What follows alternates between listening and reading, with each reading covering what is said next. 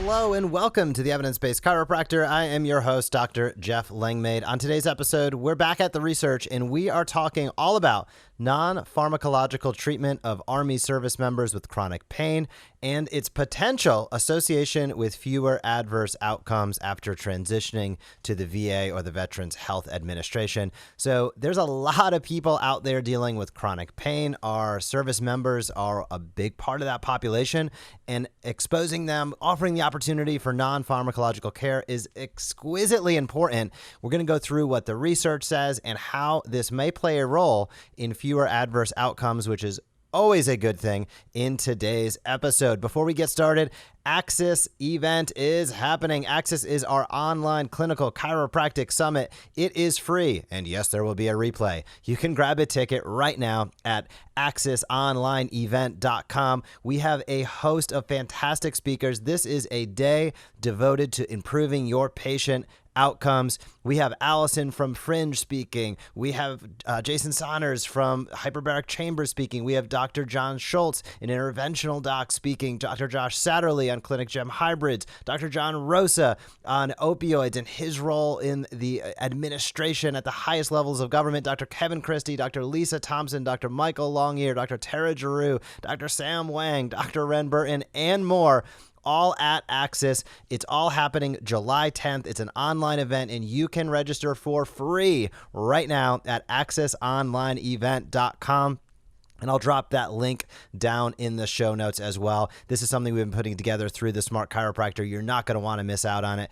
And we are super pumped and excited at what we are able to offer. So be sure to check out Axis, pick up your registration, pick up your ticket today, axisonlineevent.com. But as I said at the top on today's episode, we're breaking down research, and this study is new. It just came out in 2020, and the title, as you'll see in the episode show notes, is Non-Pharmacological Treatment of Army Service Members with Chronic Pain is Associated with Fewer Adverse Outcomes After Transition to the Veterans Health Administration. So maybe this title kind of gives away some of the findings and results here, but I think it's really important to go through the specifics. So you may ask, well, how many people did they look at? Over almost 150,000 individuals. So this was a longitudinal cohort study of active duty Army service members, and it was 142,000 individuals were sort of tracked or traced for this study. So huge sample size over a long period of time from 2008 to 2014. So this is a real study, meaning it's got a lot of data and a lot of interesting pieces to it. So some of the background on this study is they've found that deployment to conflict zones places an increased risk of chronic pain, which often persists after these service members leave military service. And I think we've all seen this in our practice. We've all seen, veterans who are no longer in active service who are dealing with a lot of health issues. It is not uncommon, but it is something that because these people are, really taking the mantle for our country, because these people are really putting their life on the line, this is something we really need to take a hard look at. How are we taking care of these individuals, not only while they're active duty military, but also afterward as well? Now, the background on this, again, is 29% to 44% of active duty service military members report chronic pain after deployment to conflict zones. And up to 60% of Veterans Health Administration, people who are no longer in active service, report chronic pain. So this is a big deal. It's almost half of individuals that are active duty have chronic pain, and it's more than half of individuals after they get out of the military have chronic pain. So this is a really big population of people who really deserve our time and attention and clearly deserve the best care possible. Now, if we're talking about chronic pain, it might seem like, okay, chronic pain, we see that so often as physicians, but I really want to hone in on why this is so important. Chronic pain has been and continues to be a really well-established risk factor for suicide ideation, for suicide attempts, for opioid use disorders, for overdoses with opioids. These are the risk factors. These go right along with chronic pain. So any impact we could potentially make with decreasing chronic pain stands to reason that we're going to be making an impact on some of these other really, really adverse outcomes long term. So non-pharmacological treatment options have been promoted. They continue to be promoted, but the implementation of them, I'm going to say, continues to be weak. So what do we include in non-pharmacological treatments? We include things, or these individuals in the study included things like exercise therapy, chiropractic care, spinal manipulation. Those were really the big ones. And then they had what they call less common treatments, stuff like yoga, massage, and acupuncture. And they point out right from the beginning, there's compelling evidence for a moderate effect on clinical outcomes for exercise and spinal manipulation for chronic low back pain. So right off the bat, we have a win. This study is really staking its claim and saying, hey, it's well established and well known that there's good clinical evidence to support exercise, movement, and spinal manipulation, which is the hallmark chiropractic care. And they also go further to say recent research in active duty service members showed that early non-pharmacological care, was associated with a lower risk of military duty limitations. In facilities where this non-pharmacological care was more common, were less likely to initiate long-term opioid treatments. So super, super important. Number one, helps people stay active. They are active duty military. They will very likely, many of these people want to stay active. So providing non-pharmacological care helps support them in what they're trying to do. And it helps, reduce the limitations that they have, which I think is really important. And then secondarily, I'm going to say even more important, is it's been shown to reduce the likelihood of long-term opioid treatment. Critically important. We all have heard everything. We've talked about this on the podcast, but we've heard so much about the opioid epidemic, the devastation it's caused, over 140 deaths each and every day. And quite frankly, all the progress that had taken place in 2017, 2018, going into 2019, all of that was wiped out over the last year. So really, with the pandemic that we've dealt with, it's really changed how all the progress that we've made on combating the opioid epidemic. And a lot more to be said about that as time goes on. But non-pharmacological care is key. And it can be used to manage chronic pain. It can be used in addition or ideally instead of opioids. And this can have an effect not only on pain and functional status, but also because of the benefits there, it can reduce the likelihood of adverse outcomes that are associated with chronic pain and the adverse outcomes that are associated with opioid use, such as substance use disorders, drug overdoses, and even self-inflicted injuries. And they say the potential long-term protective effect of non-pharmacological treatment against adverse outcomes has not been examined to date, which is why they dug in with this study. And I think we're all going to be very glad that they did. So the median age of the individual that was in this study was 26 years old. So these are, let's frame this again. We just said that 50%, up to 50% of active duty are dealing with chronic pain and 60% afterward. And this is not necessarily people who are in their 50s and 60s. Active duty, the median age of 150,000 people practically in the study was only 26 years old. That is super early to have chronic pain. And that leads to challenges when you're dealing with chronic pain this early on in life, and when you don't get those best care, best treatment strategies, best practices, you have a long life ahead of you. And if that chronic pain compounds, and we see this with medication, the sensitization over time, where more medication yields less benefit in terms of just straight pain relief. Now you're increasing medication, now you're jumping medications, now you're doubling up on medications. We've all seen this in our practices. We all probably know people in our family, extended family, that have gone through these things.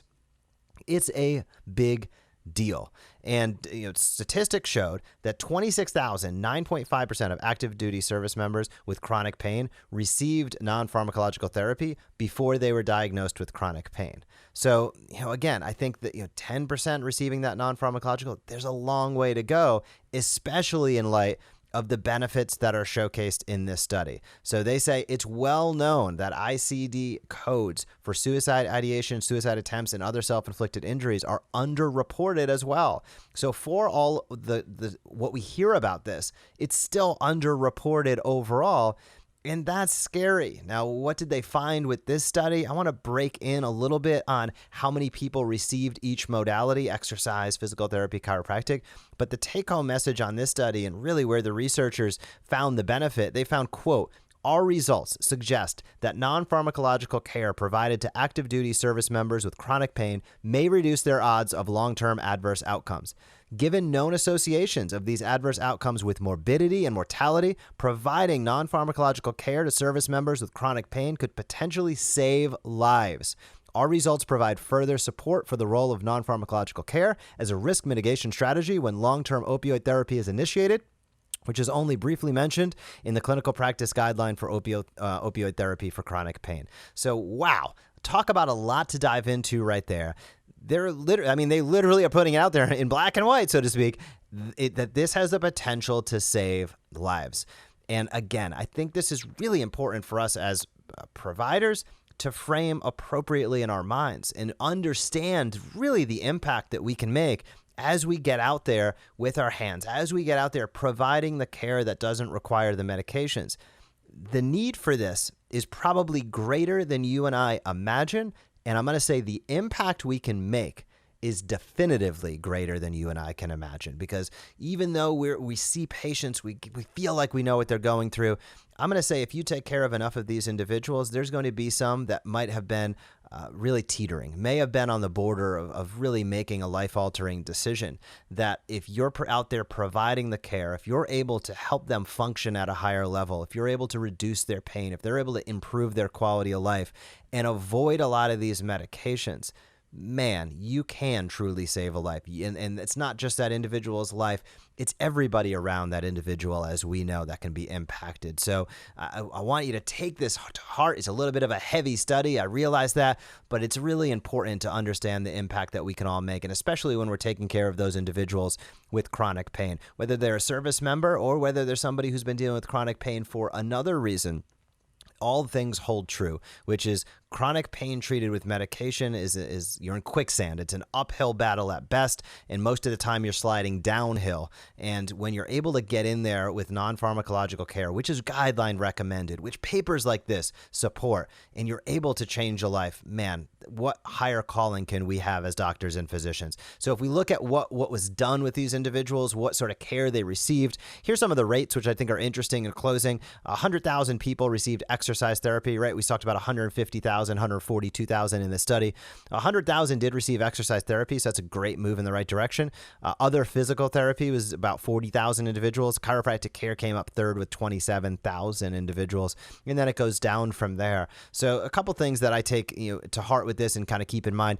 Yeah, a lot of people received exercise therapy, which is good, although somewhat undefined in this study. Other physical therapy was about 38,000. If we combined exercise and other physical therapy, that's a good chunk of the individuals that were in this study received those two modalities, but only 27,000 received the offering or did receive chiropractic care throughout those years.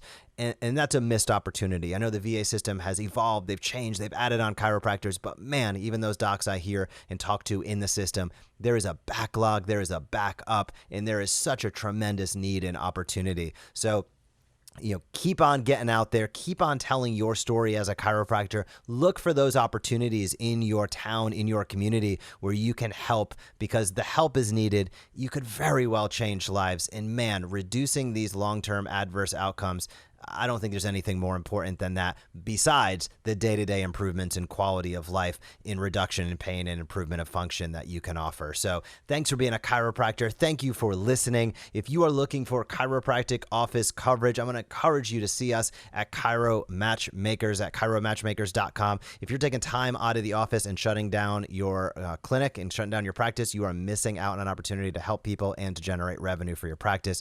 You need to use a locum doc. You need to use a coverage doc. We can help you with that. And if you're listening to this and you're saying, man, I might want to be a locum or a coverage doc, I'm looking for my next career opportunity, visit us at chiromatchmakers.com. We have over 100 open permanent jobs, and we have tons of opportunities to provide coverage as well at chiromatchmakers.com. So have a fantastic week in practice. Be sure to sign up for Access online clinical events to improve your patient outcomes. That's happening July 10th, and yes, there will be a replay. Have a fantastic week in practice, and I will talk to you soon. Thank you for joining us on this episode of the Evidence Based Chiropractor. If you want to grow your practice, come back for next week's episode. If you want to grow faster, visit the evidencebasedchiropractor.com and join our MD Marketing membership today.